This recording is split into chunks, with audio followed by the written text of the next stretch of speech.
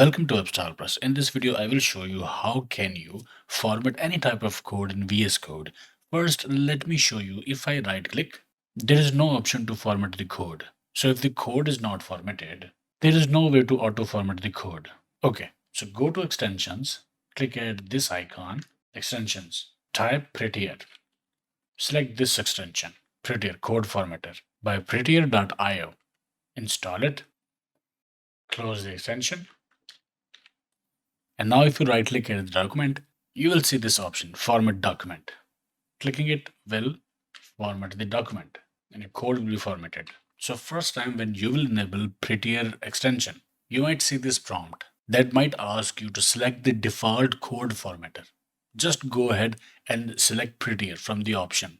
Okay. Now from here, go to settings, type format.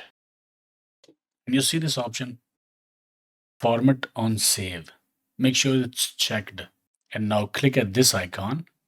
That option will add this line to settings.json file.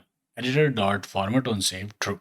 Now what that will do, when you will save the document, it will be auto formatted. Same for the CSS file.